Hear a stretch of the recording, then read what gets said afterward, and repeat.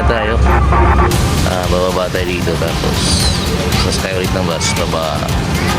Papunta rin sa punta natin.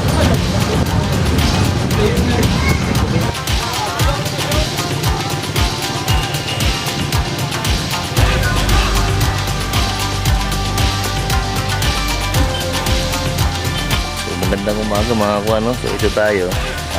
Andito tayo sa ating kaibigan, no? Sa Leyte. Pero pagkatapos ito, punta pa tayo sa isang kaibigan natin. Dinangalan na muna natin sila para magipatasan ng tayo lahat, no? So ito, may sasabihin ako sa inyo.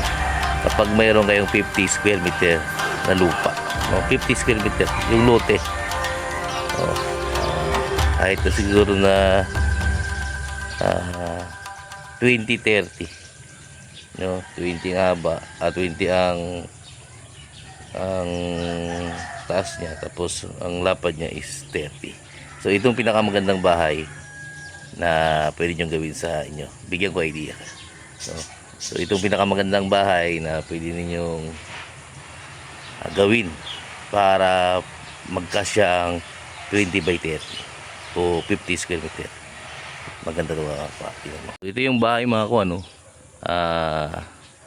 Yan yung ang laki ng bahay nito ay parang nasa 10 lang, tapos ang sa 10 meters, ang sa gilid 10 by 10 o 12 by 10, no? So ang bahay na to ay dalawang palapag, tapos may terrace siya doon sa taas. So bagong gawa na bahay ito mga kuha, dito ako natulog kagabi. So ang bakod mo ay didikit mo na, kasi kung ganitong daanan nyo ay didikit mo na yung bakod dito, no? Suppose mayroon ka pang maliit na lagayan ng bulaklak o anong gusto mong gawin dyan. So yan yung bahay, no? Paangat, siguro mga 1 million itong gastos sa to, no? Pero napakaliit ng luti mga ko. Paano na pagkasya, no? So pinag-isipan, no? Planado ang bahay na to. So may terrace ka doon sa taas. So titingnan natin dito sa loob, no? So pagpasok dito, ito yung pinto. Sa gitna yung pinto, ayun, no? So pasok mo, kala ko maliit, malawak pala sa loob. Ito. So ito yung bahay. Pagpasok mo, may hagdanan. Tapos meron ka ng sala. Ito, TV, lagyan mo TV. Tapos dito sala na. Sila kanya na. Sala na. Ang maganda nito mga kuha, may kusina ka na kaagad. Ayan, lagyan mo ng kusina. Tapos lagyan mo na kaagad ng CR, no? Pero malawak yung CR mo, no? Ayan ang malawak. So naka-divide. So ayan CR, malawak ko, diba? Naka-division siya. So pag angat mo dito, hagdan ka. Ang kahoy lang itong hagdan, oh. Pwede rin gawin yung simento, no? So ayan, hagdan. So pangalawang libre na tayo dito sa bahay. Hagdan, tapos ito yung pinto papunta doon sa terrace, no? Sarado. Sarado. So makikita, may view ka na agad dito sa hallway papunta sa terrace. Tapos mayroon kang kwarto, isang kwarto, no? So kung mag-asawa lang kayo, ito pinakamaganda. Tapos CR, ang katapat ng CR sa baba. So ito yung magiging kwarto mo, malawak. Tapos kung magkaanak na kayo dito sa terrace, sa pangatlong palapag, pwede mo rin lagyan ng kwarto ulit dun sa taas. So pabubuksan natin kay kuya, no? Ayan. So ito yung terrace, oh. Ito, may terrace na dito. Kapi-kapi ka, no? Viewing. Ayan yung ano mo, yung isa pang lote na pwede mong kahit anong gawin mo, magmanok ka, mag halaman ka, pwede. Tapos nilagyan nila dito ng hagdan. Ito. Oh. Yan. Hagdan pataas. Oh. So hanggang dito ka. Nakakatakot naman. Oh. Hanggang dito ka. Pagdating dito, mayroon kang terrace. Yan, kung mag-party ka, no? Tapos lagyan mo ng, pwede mo lagyan ng tangke para sa pangandam para sa tubig ba, no? Reservoir. Oh, yan oh. So may terrace ka. Oh. Pero itong ginawa na to ay para ito sa pangatlong palapag sana, no? Ayun, pero dahil dalawa pa sila mag-asawa, ito pa lang yung terrace, ginawa lang terrace. Pero kung may anak na kayo, pwede ito gawin nyo, no? So maganda makakuha, oh. Diba? So ito yung bahay na pwedeng gawin kung may lote kayong 50 square meter. So, kahit wala pa atang umabot ng 50 square meter ito, no? 100 square meter, mas malawak-lawak yung magiging bakuran, no? No? So yun mga kung ano, sinare ko lang sa inyo kasi napakaganda kasi na ganitong bahay kapag may maliit kang lote. Magagawa mo, mayroon kang 50 square meter, mayroon ka ng bakuran, mayroon ka ng tatlong palapag na bahay. So ang gastos nito siguro nasa 1,000,000 o mahigit na konti, pero hindi aabot ang 1.5 sa tingin ko. Pero sa mahalang materialis ngayon siguro malamang, pero pagka kayo lang, no? Magandang bahay to. Ayos. Magandang umaga mga kakuha, no? So ito tayo ngayon, dito tayo sa Leyte. So mag-explore tayo dito sa ating mga kaibigan, mga subscriber, kasi may nakikita rin daw sila mga sign.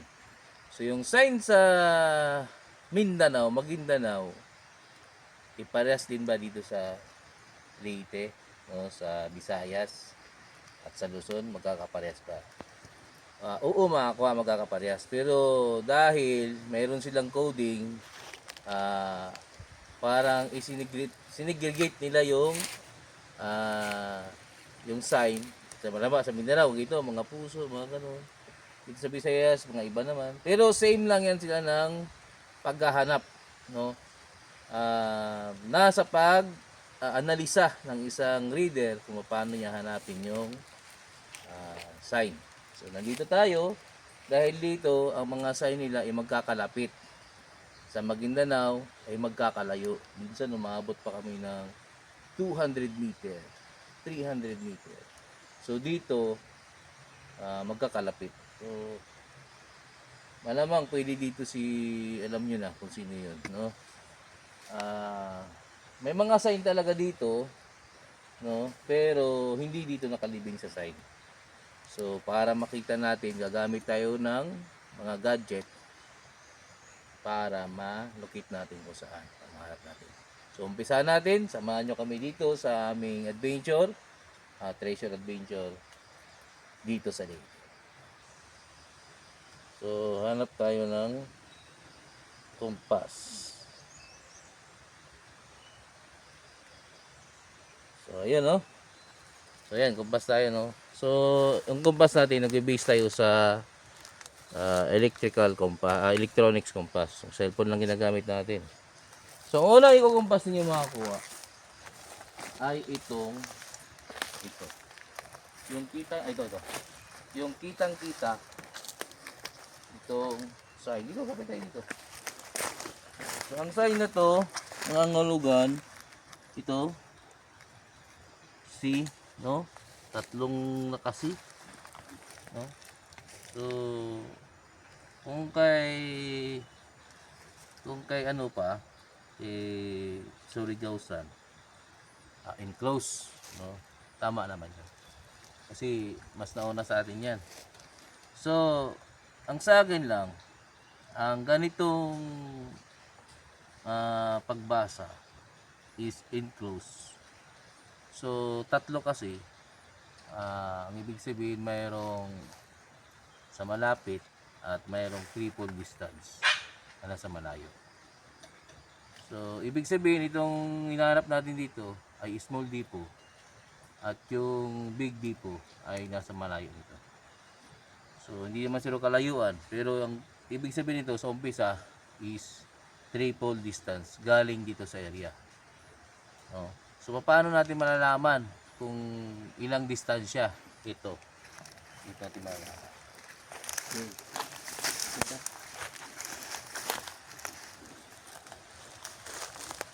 Ito. So, kung ilang layo ito, tungkat na to, no? Kung sa iba, no, tinatawag nila itong bato, passageway, no? So, sa akin wala akong sinasabi ito. Ang nangangahulugan lang ito ng direksyon. Tapos yung layo, no? Yung direksyon niya, tapos layo. Doon 'yon sa big depot.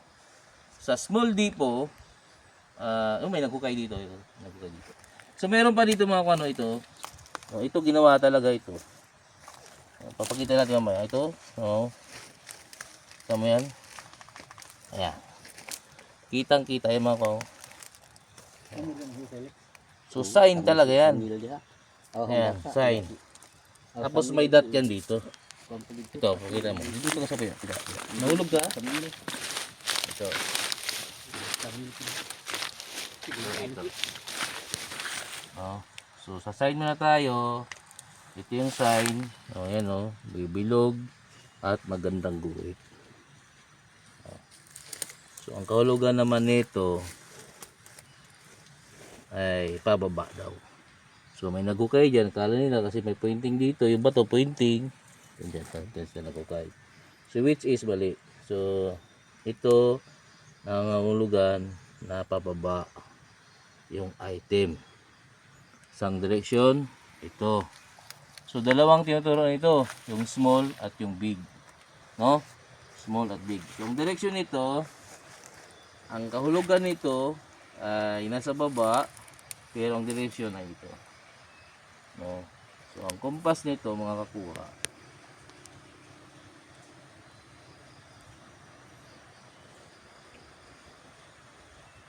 compass niya ay nasa pais.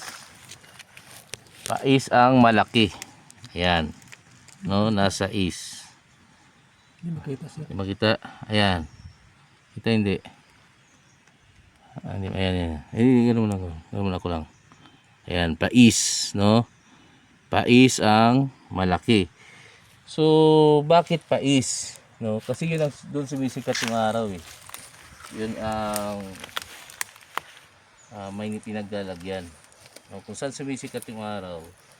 Kasi dati yung mga hapon, hindi na sila tumitingin ng kumpas pa. Araw lang at saka yung pagsikat at saka paglubog. So, doon lang sila naglalagay ng tanda. Araw pa araw dito, tanda ka dito, paglubog dito. Ito naman yung sinasabi nila na direksyon. Ang direksyon nito, pababa ka pataas, andun daw yung item. Pero may baba pa ito, pero wala na. So malamang busay ang ginaturo nito, false, no? So ang sign legit, tama yung mga sign legit. May trace talaga dito. Pero ang hanapin natin yung makuha ay yung mababaw. So ang kahulugan nito ay nasa baba daw, isang direksyon. So dalawang item, isang direksyon. So magka same direction sila, depende lang sa paglagay.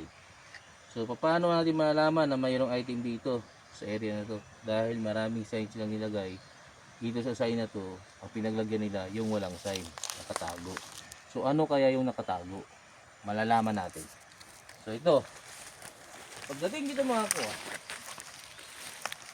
ito naman yung tatawag nilang box, no? So may box dito na bato. So malamang nakabox yung item. No, pero ko di sinasabi na dito ha. Sasabihin ko, ang sinasabi ko, hahanapin pa natin. Ang kasunod nito, no, is man yun. O, is doon. Ang kasunod nito, ay malamang tuwid din dyan. Tuwid din dito, dito. Ito mga kwa, oh. Yan yung isang sign. No? Yan yung isang sign. Nandito naman yung isang sign. Counter niya, yun oh. Ito. Bago ito muna. Kung hindi pa titingnan mo, kung di mo titingnan, ito yung ulo, ito yung katawan. So ano ito? Ay pagong. Oh. So ito is pa rin yung sinasabi niya. Pero wala pa tayo dun sa small dipo ah. May tricks kasi yan. So ito, dito na. Yung karugtong nung guhit na yon. Tutuwirin natin na yun oh. Ayun oh. Oh. Yung kaharap ng guhit na yon ay itong snake head, no? Yung sinasabing snake head. Pero ito ay triangle. No? Triangle ito. Snake head. So ang bato na to, pag dito mo titingnan, ay mukhang ahas. Ito yung mata niya, ito yung tenga niya. Alam mo yung tenga ng ahas mga kakuha? Ay butas, no? Butas lang yung tenga no, itong tenga niya. Tagusan niya dito. Tagusan niya ito. So ahas ito yung mukha niya, ito yung mata niya, tagusan yung tenga. So ibig sabihin, nandun pa rin sa is yung item. Pero saan na yung isa? Itong maliit. Nasa baba, no? Katulad nung sinasabi niyo nasa baba, sabi niya. No? Pero nandito lang yung sinasabi niya. Yung nasa baba na yun, no? So ito naka-pointing, ito na yun. Ito na mga sabi ko sa inyo. Ito na yung pag harap ka ng small depot, no? Ito yung para sa big depot o medium depot, yung box sa kalagay, nasabi doon box, andun. So paano naman yung small depot, yung nilibing nila na para huwag mo nang kunin yung malaki. So ito yung sign na yun. Itong pointing nito, naka-point yan dito. Ito. Dito. Excuse dog. Excuse dog. So ito, no? May arrow ito na pabalik sa kanya. Ito. Ayan o. Oh. Pero ang tinatawag nito is pointing to the right. Kasi pointing to the left eh. So pointing to the right to. Tapos ito pa rin yung guhit niya. So hindi na malinaw. No, parang natural na lang yung guhit niya. Tapos andito naman yung nakaharap yung di na rin malinaw na hole. Pero ito ay kabilang sa sign nila. Dahil may magagandang sign, mayroong sign na talagang ginuhit. So ito na yung mga sign na palapit ka na sa item. So paano natin maisasama to? Dahil kasama siya sa pag-reading, katulad din ng ginagawa ng hapon. So lilituin mo na kayo, tapos dun sa sign na ilalagay nila na papunta na dun sa item ay hindi na malinaw. So ang kasunod nito, ito mga kuha. So pabalik ka na ngayon, ito, hindi ka. Pabalik ka na ngayon, yung paa, pabalik, no? Pabalik yung paa, ito yung daliri. Ayan o, malaking paa. Ito yung daliri. Ito yung paa. Oh. Malinaw yan paa. O yan. Tapos mayroon din naman siyang dot dito. So kung kumpasan mo yan, pais ka pa din, no? Pais ka pa. Pero ito nakaharap dito. Dito. So bakit siya nakaharap dito? May tatanungin tayong isang tao kung bakit nakaharap dito. Balikan natin dito. So dito sa umpisa, mga kakuha, mayroon daw na naginip na isang tao na pinapahanap sa kanya yung bilog na bato. No? Bilog na bato na pinagpatong. So hindi nila mahanap-hanap makakuha kasi nakalubog eh. So nung nahanap nila yung bilog na bato. Ito, yung bilog na bato. No? At pinagpatong. So tanggalin nga natin itong ito. Malalaman natin yung kwento niya at paano natin napagdugtong dun sa sign na yun. O yan, pinagpatong, di ba? O. Pinagpatong yung dalawang bato na hindi magkasama. Isa malaki, parang hantakan ba? Tapos isang maliit. Ang pointing, halika, dito. Ang HTM nila ay ginuhit nila ito. Parang titi. Ito. Kita mo? Oh, ito pa yung dalawang ano nyo. Oh. Parang titi yan. Parang ugat ba? Tapos ito yung ulo. Ayan oh. Ayan. Tapos, may nakuha daw sila dito bakal sa ilalim. Sa baba dito. Oo, Tama ba ako? Tatanungin natin siya mamaya. Sa baba nito, nakatusok doon ng bakal, pero nangangalawang na. So, sinong tao ang maglagay ng parang hantakan na napakabigat na nandun sa gitna yung bakal? No? Sino sa lumang tao ang maglagay ng bakal dyan at lalagyan mo ng parang hantakan? Diba wala? Pilipino, di mo maiisip yun eh. So lahat ng sign na yun, nakaturo doon sa malaki, pero hindi niya tinuturo yung dito. Diba? So, yung sign na yun doon, pais. Yung sign na yun doon, pais. Yung sign na yung ahas, pais, pero yung ulo niya, nakatutok dito. No? Balikan natin yung ahas mamaya. So, ito muna. So, ito yung bilog na bato. Ito yung HTM nila. No? Kasi nakakulob to eh. Ito nakakulob siya. Nung tinanggal nila ito, kasi ang hinahanap nila mababaw, may nakatusok dyan na, tama ba ako? Na bakal. Na para daw itak na putol. No? Diyan nakatusok. So, sa reading ko, nandito yung item. Kasi HTM, walang mga sign dito sa paligid, pero dalawang bilog na pinagtaklob. At ang nakalagay dito, mga po, dito, sa gilid nila. Kasi nakalubog yun eh, no? Pinaukay nila yun, no? Pinukay nila, yan, no? Nakalubog yun eh. Ay, tanggalin mo na yan. Ay, nakadaya mo na yan, no? Pero natural na ba ito yan? Uli yan, munti tayo. Nakaharap dito. So, kinuha nila ito, tinanggal nila, binaran nila, ito nakapatong dito. Pag ganun nila, hindi na nakita yung sign ito. Itong dalawang sign na ito. Sign yan. Yung parang ulo, parang utin ba? Pointing magod yan. So, nakaganon yan dito. So, malinis, no? Malinis din to. Pero hindi ito sila magkasama. Magkaiba yan. Dahil ito malaki, ito maliit. So, malapad ito. Ito, malapad din. Pero pinagpatong to. Parang burger.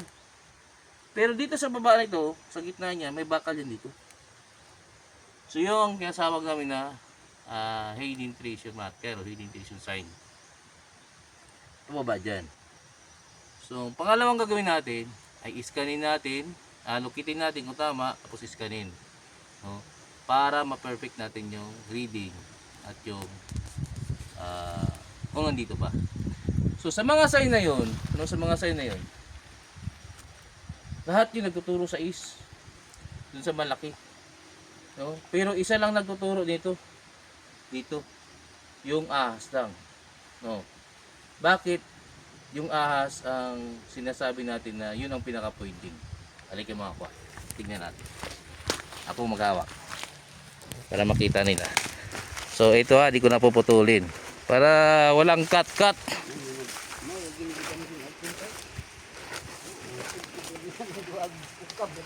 Ayan yung mata. Papunta rin doon. Pero pais naman yung turo niya, no? Ito naman yung pakros. Pero dito paturo niya. Pero yung ano, ito, paturo din dito sa yun. Yung ahas na yun. No? Ayan natin. So ito yung nasabi ko na triangle na ito yung pointing niya. No, yan. So bakit yan? No, sinong taong maglalagay ng HTM na ganito na may butas dun sa ayan o, tagusan. Kita nyo? Tagusan yan. So yan yung ahas. Yan yung tagus niya. Tayang-tayangan niya. Yan yung mata. Ayan. Oh. So ahas yan. Papunta dito. No? So ito yung head. Yan yung pointing for small item. So nakaturo yan dun. No, panorte. Yan, pais man dito. So panorte ito. Pero dito yung sign. Isa. Dalawa. Lahat yan tumuturo sa Big Dipo yan. Tatlo. Pero ito, naka-side view. Yan, papunta doon.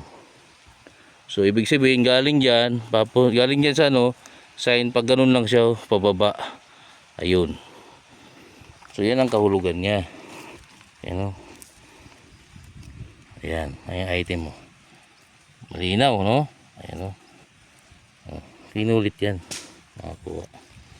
Malinaw na malinaw. Ayos ba? So ito no, ang gamit ng locator ay mag-locate lang. So actually panghanap siya pero hindi siya pang point-pointing. Ang locator is i-locate niya kung saan, kung saang area ka. So kung saan man dito yung reading natin, kung magkasalungat kami ay talo yung reading ko, no? Kasi mag-ano tayo dito sa locator. So umpisa natin.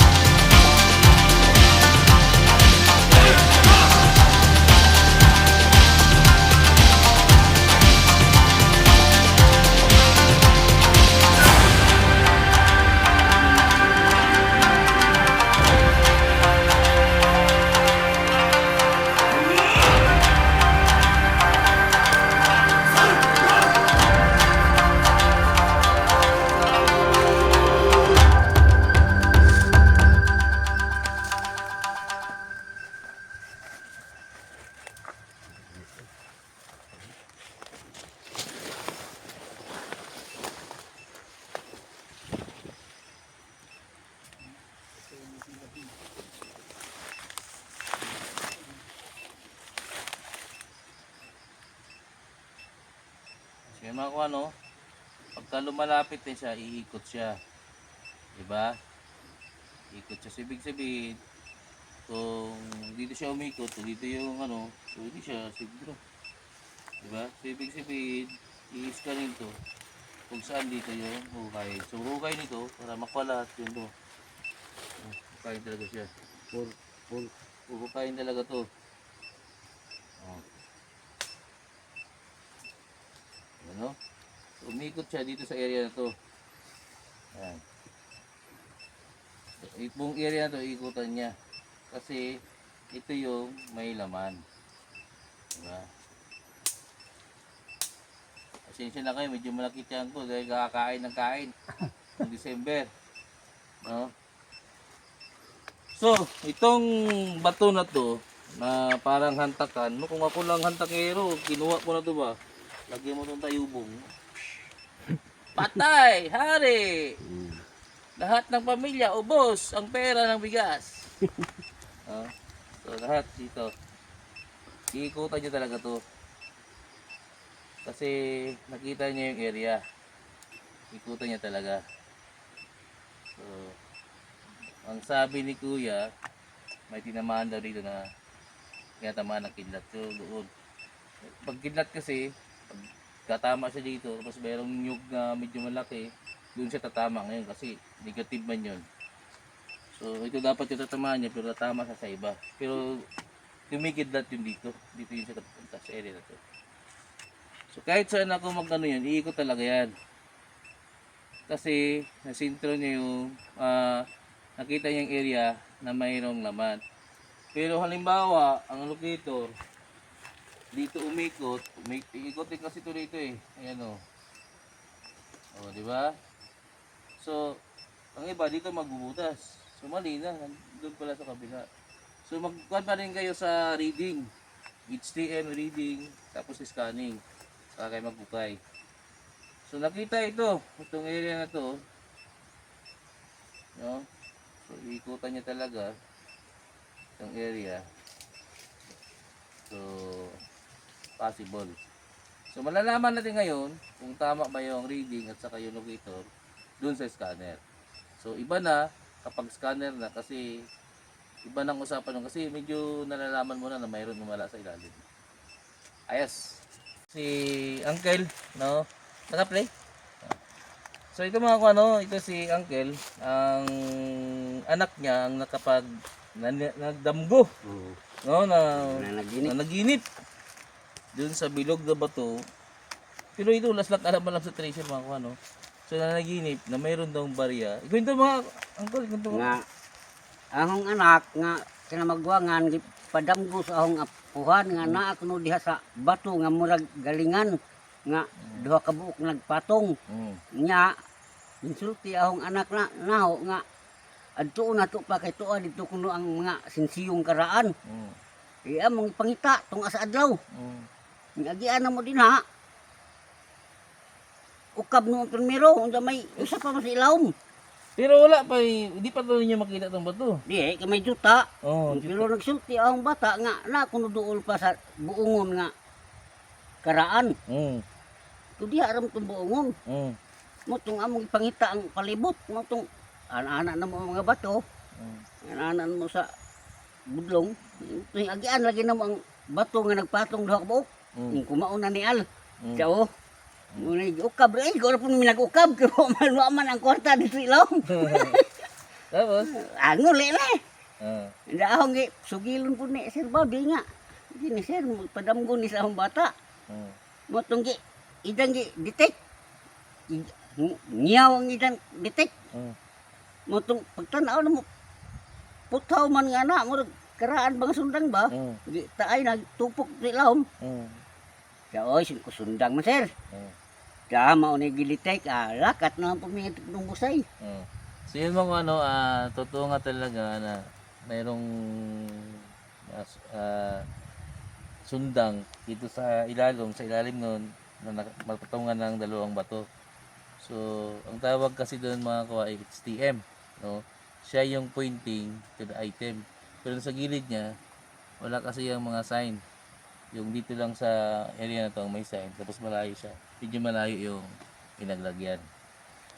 So kadalasan kasi kapag nakakawa ka ng gano'n, dapat hinuhukay mo yun kasi magtataka ka kung bakit meron gano'n. So nananaginip yung sa panaginip, no, naniniwala ako sa panaginip kasi natumbok nila na mayroon na dito. Kasi malapad na bato na pinagpatong. Pero hindi ko expected na yung bato ay bilog. Pabilog siya tapos nasa gitna yung bakal. So ang tawag sa amin na sign is excellent. So ibig sabihin magandang sign na nasa ilalim yung item. So salamat Uncle sa imong pagbahagi sa imong kuan istorya sa diri na lugar kasi tanan among makita diri na sign na prove na mo na paadto dito sa imong nadanggo. So yun mga kuwa. Ayos na ayos talaga. So mag-scan na tayo. Ito mga kakuha, ito yung benchmarker nila dito. Kawa siya, bali plaster ito noon. Naka-plaster tapos mayroong nakahiwa sa gitna yun. Money sign yung pera mga kuha, money sign tawag dyan Pero ito yung benchmarker nila dito. Ito yung pinakamalaking sign nila dito, ito yung benchmarker nila. Nasa diadaanan ng tubig, sa gitna ng diadaanan ng tubig. So, dito sa gilid yung mga kuha, yan yung sign nyo. Sa 2, 3, 4, 5 ito. Ayan. Ayan so. Ayan.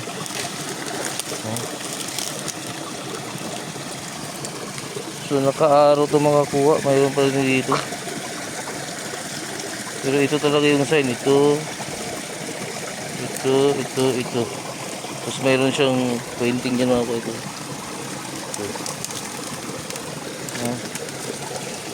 Benchmarker ito. So ibig sabihin tama yung nasa nalukit natin kanina, yan yung item na yan. Yan. Pero mayroon ding item doon sa dito sumpais lagi yung sa busay. Ito, kuha. So ito yung kawa na may guhit sa gitna. So money sign yan ang tawag.